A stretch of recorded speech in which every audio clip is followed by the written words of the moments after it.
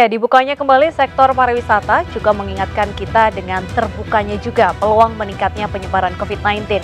Pemerintah daerah di berbagai wilayah, khususnya yang masih berstatus zona merah, harus serius menerapkan new normal, utamanya di pusat berkumpulnya masyarakat, karena berpotensi penularan COVID-19 masih akan terus terjadi sebelum vaksin benar-benar ditemukan. Dan pemirsa, malam ini berjumpa lagi bersama program Indonesia Bicara. Saya Bernadetta Ginting. Di malam ini kita akan membahas zona merah tambah wisata tetap buka. Sudah hadir juga menemani saya di studio narasumber kita pada malam hari ini, Bapak Tri Yunis Miko Wahyono. Selamat malam Pak Miko. Selamat malam Mbak Deta. Baik, Pak Miko adalah ahli epidemiologi FMK UI. Bagaimana kabarnya Pak? Alhamdulillah baik. Tetap sehat ya Pak ya? Sehat. Oke. Dan nanti pemirsa kita juga akan menghubungi sejumlah narasumber, terutama kita akan melihat bagaimana penerapan protokol kesehatan di tempat wisata. Dan malam hari ini saya akan berbincang terlebih dahulu dengan Pak Miko. Kita lihat saat ini DKI Jakarta terus menelurkan angka positif pasien corona. Bagaimana Anda melihat pertumbuhan ini? Faktor terbesarnya apa sih Pak? Jadi yang menambahkan jumlah pasien COVID itu adalah satu, pertama tesnya. Karena tesnya diperbanyak, maka temuan kasusnya akan lebih banyak. Kalau positivity rate-nya sekarang 6% katakanlah Jakarta 6% karena sekarang 5,6 gitu.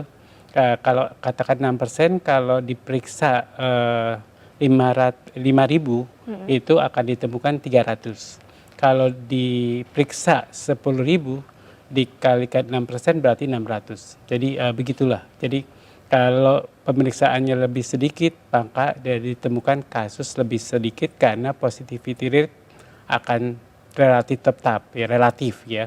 6% bisa 6,5, bisa 6,1 begitu.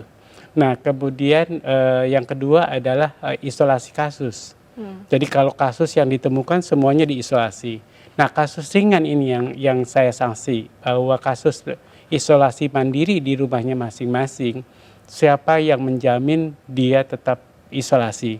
Karena tidak diberi bantuan oleh pemerintah, selama dia isolasi bisa 2 minggu, bisa 3 minggu.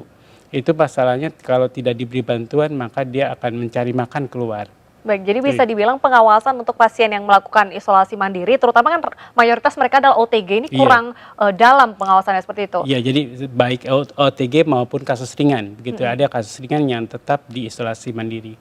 Belum lagi karantin terhadap suspek, itu ODP-nya pasti isolasi di rumah, begitu, sampai hasilnya negatif. Nah, kalau sampai hasilnya negatif, mereka diisolasi di rumah, bayangkan orang yang tidak pasti, bisa positif, bisa negatif, tapi harus diisolasi.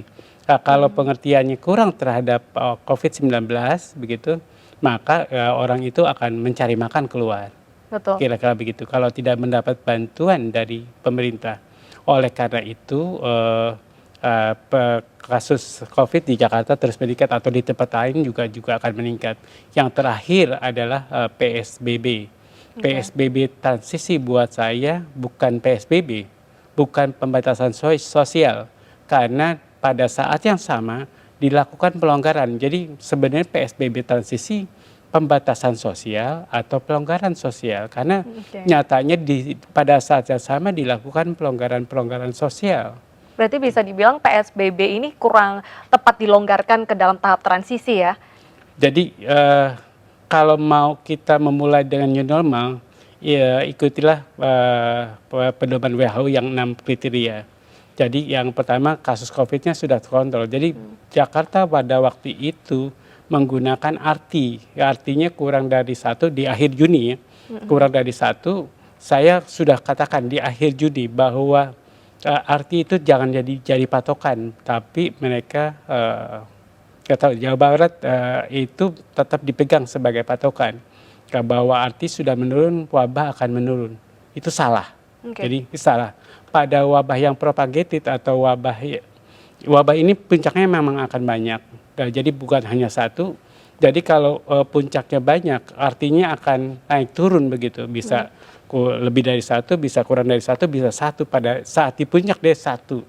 Kira-kira begitu. Jadi arti bukan patokan, tapi Jakarta dan Jawa Barat menggunakan RT sebagai patokan bahwa wabah sudah terkontrol. salah ya menurut saya. Oke. Dan kalau untuk pelonggaran saat ini kita lihat pusat perbelanjaan sudah mulai dibuka dan tempat wisata juga sudah mulai dibuka. Apakah terlalu cepat pemerintah DKI Jakarta untuk membuka fasilitas umum ini? Ya, karena masalahnya desakan ekonomi. Pada saat pertama kali melakukan PSBB bulan April kalau nggak salah, kemudian bulan Mei kita berhasil melakukan PSBB. Juni dan Juli PSBB transisi menurut saya gagal. Nah, pada saat itu semua dibuka. Mall dibuka, pusat wisata dibuka, bahkan Car Free Day yang saya sarankan untuk ditutup dibuka juga. Jadi sadarlah bahwa kasus COVID itu menular orang ke orang. Jadi orang yang menentukan penularannya. Jadi bahkan sekarang kalau disadari bahwa OTG itu banyak jumlahnya, bahkan di Jakarta itu mencapai 60% OTG, bayangkan orang tanpa gejala dan banyak orang yang belum terdeteksi, maka OTG akan banyak. Kalau ada kerumunan, apapun kerumunannya, apakah itu pasar, apakah itu Car Free Day, apakah itu di mall, begitu kerumunannya pasti akan memungkinkan penularan COVID-19. Nah, oleh karena itu kerumunan-kerumunan seperti itu ya di stop, termasuk ke tempat wisata. Betul. Dan kita lihat juga zona hijau ini menciut dari 112 menjadi 104 wilayah untuk terhitung dari tanggal 12 Juli ini. Apa yang harus dilakukan oleh pemerintah DKI Jakarta menanggapi semakin menciutnya zona hijau ini? Iya, ya artinya begini, artinya jumlah kasusnya bertambah. Jadi kalau jumlah kasus bertambah dan itu menyebar di beberapa kelurahan, ya berarti kelurahan merah bertambah otomatis. Kalau jumlah kelurahannya tetap otomatis yang hijau berkurang atau yang kuning berkurang jadi merah atau yang orange berkurang menjadi merah. Masalahnya adalah kasusnya bertambah. Jadi kasus yang bertambah karena pemeriksaannya diperbanyak oleh Jakarta. Sebaiknya memang diperbanyak terus agar kasusnya banyak ketemu, ya banyak ditemukan. Oleh karena itu isolasi yang benar. Jadi kalau isolasi mandirinya tidak benar, buat apa kasus ditemukan? Buat apa? Karena kasus itu ditemukan seharusnya diisolasi dengan benar.